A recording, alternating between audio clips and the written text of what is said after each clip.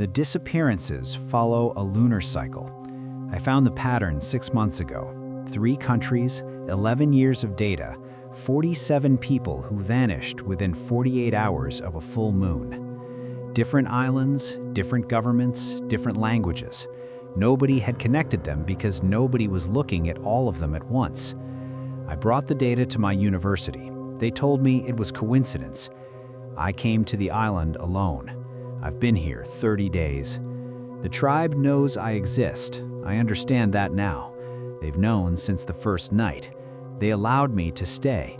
I didn't understand why until 15 days ago when I watched the ritual for the first time from the tree line and saw something I have no framework to explain. The names carved into the stones, not symbols, not a language I needed to translate. Names. First names, family names, written in characters I recognized. Roman alphabet, Cyrillic, Kanji, the names of people who disappeared. Dates beside each name, precise to the day. The tribe, on an island with no contact with the outside world, has been recording our missing people for at least a century.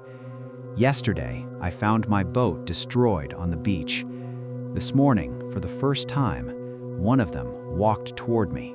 She was older than anyone I'd seen in the tribe, her face carrying a stillness that didn't read as age so much as patience accumulated over decades of waiting for something specific. And she walked without hesitation directly toward the tree where I'd been sitting every morning for 30 days, which told me everything I needed to know about how carefully I'd been observed during what I had foolishly believed were my moments of solitude. She carried something wrapped in leaves, broad and dark green, tied with a strip of fiber knotted in a way that looked ceremonial rather than practical, and she placed it on the ground between us with both hands before stepping back exactly 3 paces and standing with her arms at her sides in a posture that communicated neither threat nor welcome, but something closer to formal presentation. Inside the leaves, a notebook, spiral-bound and manufactured, the kind you can buy in any university bookshop in any city in the world. Its cover slightly warped from humidity but otherwise intact, and on the cover, written in English in handwriting I didn't recognize, "For the one who counts the moons." That was 3 days ago, and I have spent every hour since trying to process what's inside, reading each entry multiple times and cross-referencing against the database I'd built over 6 months, going back to the beginning when I finished because I kept finding details I'd missed. The notebook contains 47 entries, 1 per disappearance, and each includes the person's name, their country of origin, the date they vanished, and a description of what the tribe calls the offering. Clinical almost to the point of bureaucratic, unsettling not for what they contain but for the precision with which they're written, the complete absence of emotional register, as if whoever wrote them had long since moved past the question of how to feel about what they were documenting. Gender, approximate age, physical condition, what was taken, what was left behind. These are not records of people who wandered onto the island because the locations described are impossibly specific. A fishing village in Papua New Guinea, a coastal road in the Solomon Islands, a market in Vanuatu, and the tribe was not on those islands and has not left this island in living memory, a fact the notebook itself seems to take for granted, never explaining how the information was obtained, treating the distance as irrelevant. On the last page, a single line: "We do not take them. We record what is taken." Someone else is taking them, and this tribe has been watching it happen for over a century, recording each event without intervention, without judgment, without any indication of the ability or intention to stop it. And the question of why they record rather than act has been the only thing I can think about since I read that line, because the recording implies an audience, the audience implies a purpose, and the purpose implies the record is eventually meant to be used. I turned to the inside cover last and found a name I recognized immediately from my missing persons database, a researcher, an anthropologist who disappeared 18 months ago off the coast of Micronesia under circumstances that were never explained, and below her name, a date, and below the date, she also came alone. She also found the stones. She asked the same questions you are asking now. I went back to the stones last night, later than was safe given what I know about the ritual and when it tends to occur. But after 3 days with the notebook and that particular sentence on the inside cover, I needed to look at them again with a list in my hand rather than the raw shock I had been carrying the first time. I had avoided the stones deliberately after the initial encounter because the ritual happens there, and I had no way of knowing what my presence near those events might mean for the arrangement that had been allowing me to remain alive on this island, tacit and never explicitly offered.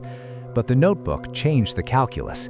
If the tribe wanted me gone, they've had 30 nights to make that happen and haven't, which suggests my presence here is serving some function I haven't fully understood yet.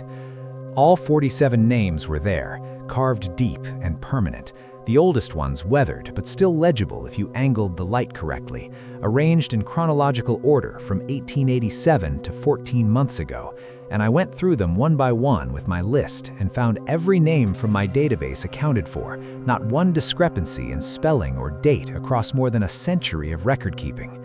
Then I found the 11 that weren't in my database, integrated into the chronological sequence rather than grouped separately, which means they were added in real time as each disappearance occurred.